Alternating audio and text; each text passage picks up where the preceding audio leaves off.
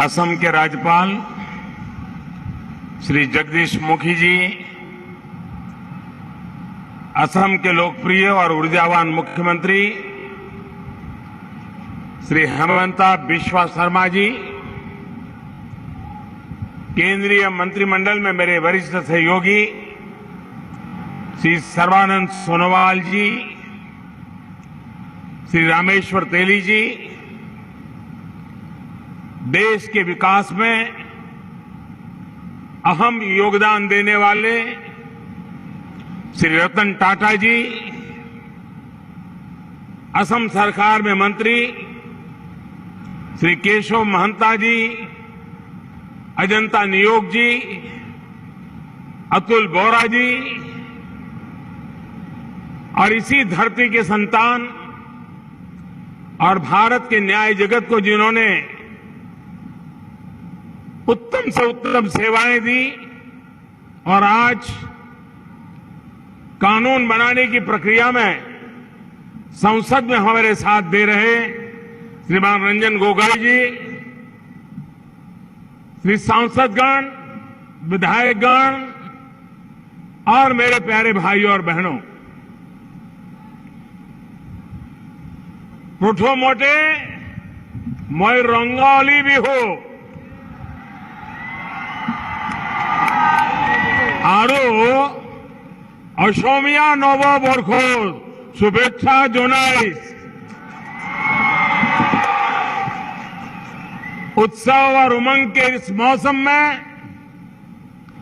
असम के विकास की धारा को और गति देने का आज ये जो भव्य समारोह है उसमें मुझे भी आपके उस उमंग के साथ जुड़ने का अवसर मिला है। आज इस ऐतिहासिक नगर से मैं असमिया गौरव, असम के विकास में अपना योगदान देने वाली यहां की सभी महान संतानों का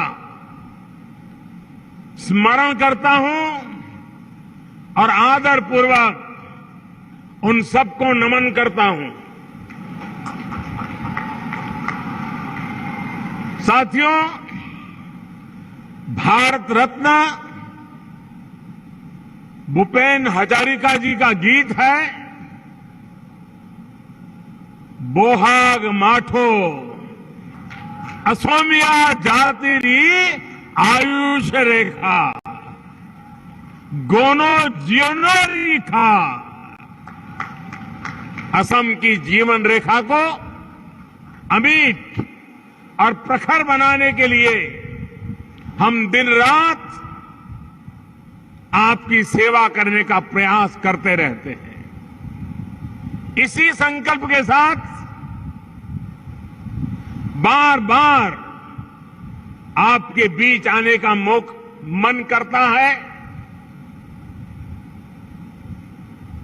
असम आज शांति के लिए, विकास के लिए एकजुट होकर उत्साह से भरा हुआ है और मैंने अभी थोड़ी देर पहले ही कार्बी आंगलोंग में देखा और मैं अनुभव कर रहा था, क्या उमंग, क्या उत्साह, क्या सपने, क्या संकल्प। साथियों, थोड़ी देर पहले मैंने डिब्रूगढ़ में नए बने कैंसर अस्पताल और वहां बनी सुविधाओं को भी देखा। आज यहां असम के 7 नए कैंसर अस्पतालों का लोकार्पण किया गया है।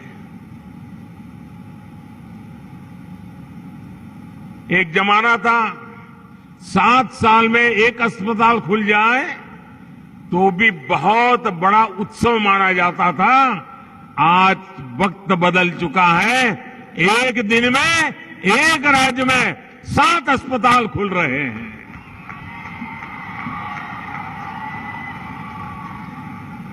और मुझे बताया गया कि 3 और कैंसर अस्पताल आने वाले कुछ महीनों में तैयार हो जाएंगे आपकी सेवा में।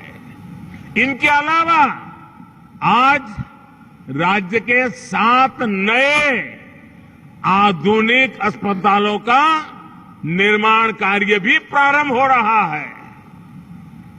इन अस्पतालों से असम के अनेक जिलों में अब कैंसर के इलाज की सुविधा और बढ़ेगी।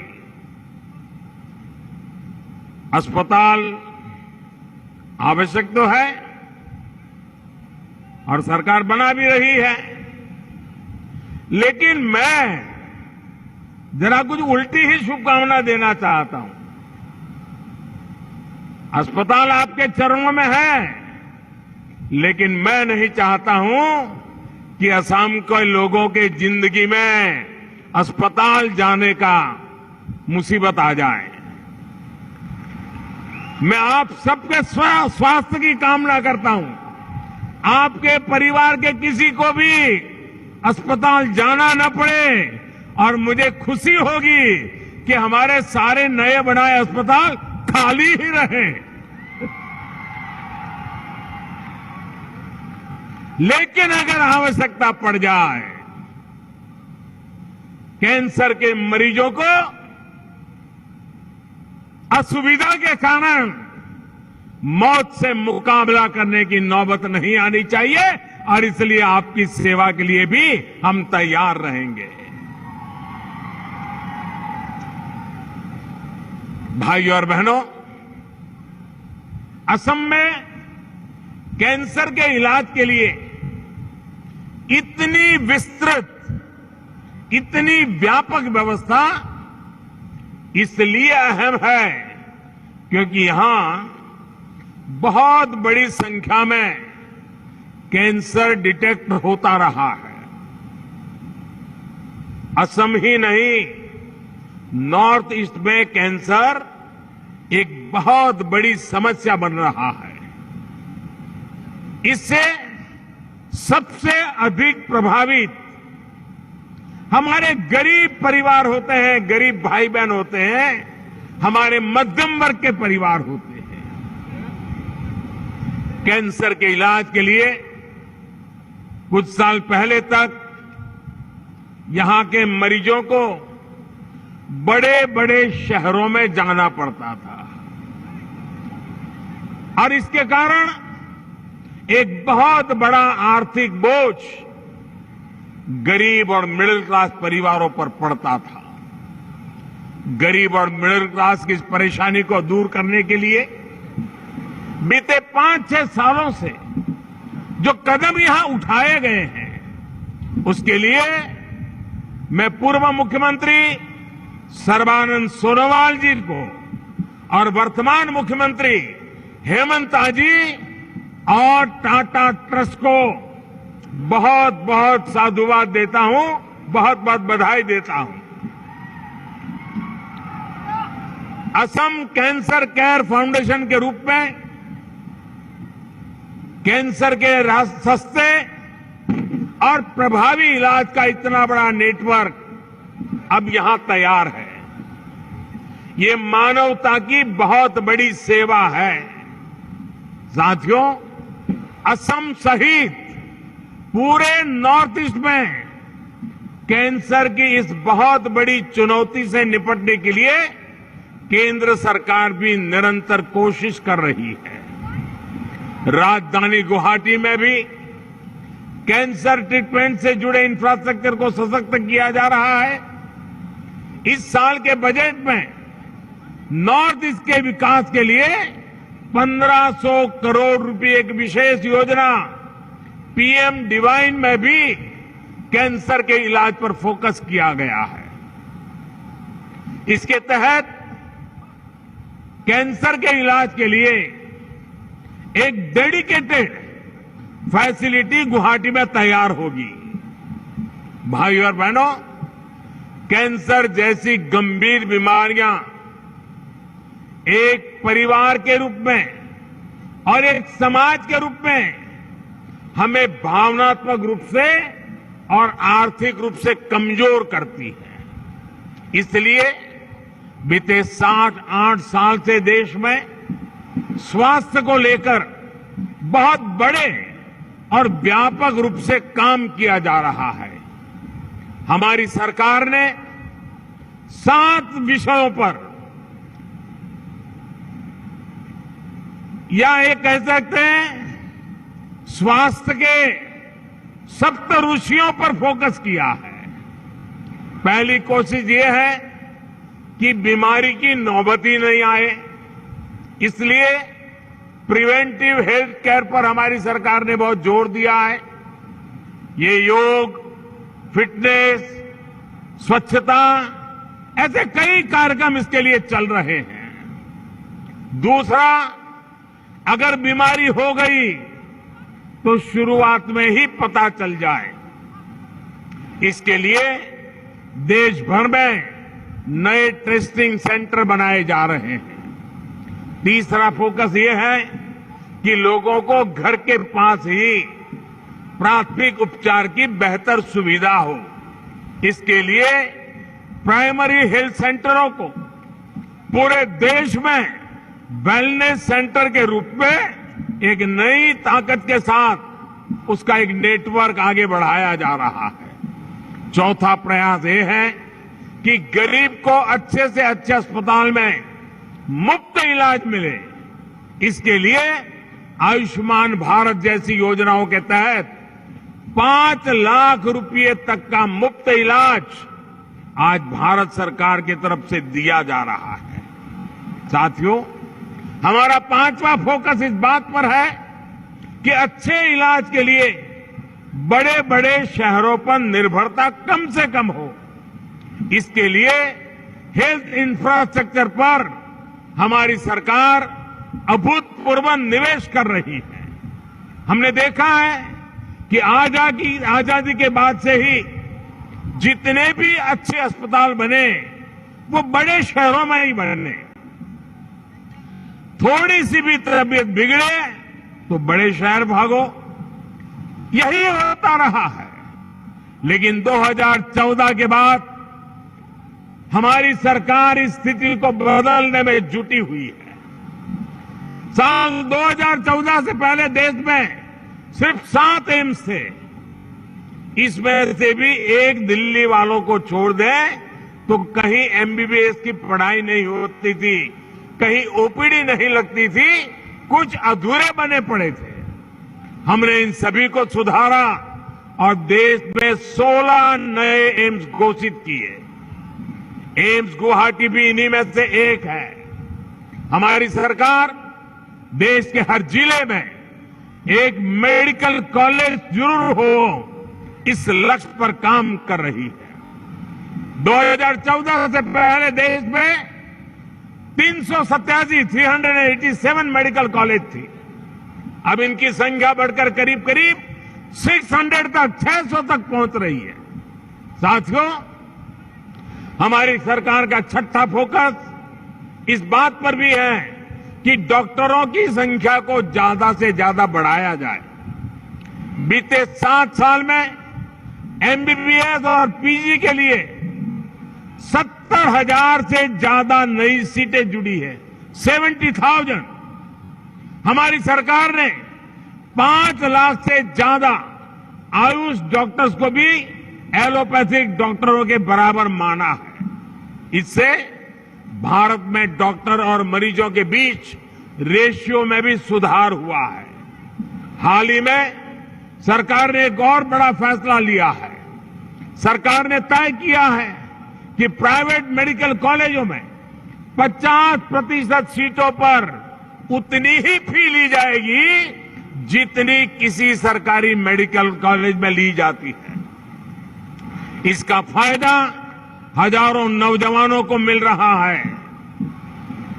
देश को आजादी के बाद जितने डॉक्टर मिले, हमारी सरकार के प्रयासों से अब उससे भी ज्यादा डॉक्टर अगले 10 वर्ष में मिलने जा रहे हैं। साथियों, हमारी सरकार का 7वां फोकस स्वास्थ्य सेवाओं के डिजिटाइजेशन का है। सरकार की कोशिश है कि इलाज के लंबी लंबी लाइनों से मुक्ति हो, इलाज के नाम पर होने वाली दिक्कतों से मुक्ति मिले, इसके लिए एक के बाद एक योजनाएं लागू की गई हैं। कोशिश ये है कि केंद्र सरकार की योजनाओं का लाभ पूरे देश के नागरिकों को देश में कहीं भी मिल सके, इसके लिए कोई बंदिश नहीं होनी चाहिए। यही वन नेशन वन हेल्थ की भावना है। इसी ने 100 साल की सबसे बड़ी महामारी में भी देश को संबल दिया, चुनौती से निपटने की ताकत दी। साथियों, केंद्र सरकार की योजनाएं देश में कैंसर के इलाज को सुलभ और सस्ता बना रही है। एक और महत्वपूर्ण काम हमारी सरकार ने निर्णय किया है, गरीब का बेटा बेटी भी डॉक्टर क्यों न बन सके, गांव में रहने वाला बच्चा भी जिसको जिंदगी में अंग्रेजी में पढ़ाई का मौका नहीं मिला, वो डॉक्टर क्यों न बन सके। और इसलिए अब भारत सरकार उस दिशा में आगे बढ़ रही है कि जो अपनी मातृभाषा में, स्थानीय भाषा में मेडिकल एजुकेशन करना चाहते हैं, उनके लिए भी सरकारें सुविधाएं खड़ी करें ताकि गरीब का बच्चा भी डॉक्टर बन सके। बीते वर्षों में कैंसर की अनेकों ऐसी जरूरी दवाएं हैं जिनकी कीमतें लगभग आधी हो गई है। इससे हर साल कैंसर मरीजों के लगभग 1000 करोड़ रुपए बच रहे हैं। प्रधानमंत्री जन औषधि केंद्रों के माध्यम से 900 से ज्यादा दवाएं सस्ते में उपलब्ध हो। जो दवाई 100 रुपये में मिलती है वो 10 रुपया 20 रुपये में मिल जाए, इसका प्रबंध किया गया है। इनमें से अनेक दवाएं कैंसर के इलाज से भी जुड़ी हुई है। इन सुविधाओं से भी मरीजों के सैकड़ों करोड़ रुपए बच रहे हैं। किसी परिवार में बुजुर्ग मां बाप हो, डायबिटीज जैसी बीमारी हो, तो मध्यम वर्ग निम्न मध्यम परिवार का महीने का 1000, 1500, 2000 रुपया दवाई का खर्चा होता है। जन औषधि केंद्र में वो खर्चा 80, 90, 100 रुपये में पूरा हो जाता है। ये चिंता हमने की है। यही नहीं, आयुष्मान भारत योजना के तहत लाभ पाने वालों में बहुत बड़ी संख्या में कैंसर के पेशेंट्स हैं। जब ये योजना नहीं थी तो बहुत सारे गरीब परिवार कैंसर के इलाज से ही बचते थे। वो सोचते थे कि अगर मैं अस्पताल जाऊं तो बेटे के लिए कर्ज करना पड़ेगा और इस कर्ज मेरे बच्चों को भुगतना पड़ेगा। बूढ़े मां बाप मरना पसंद करते थे, लेकिन बच्चों पर बोझ बनना पसंद नहीं करते थे। अस्पताल नहीं जाते थे, इलाज नहीं करवाते थे। गरीब मां बाप अगर इलाज के अभाव में मरे तो फिर हम किस काम के लिए।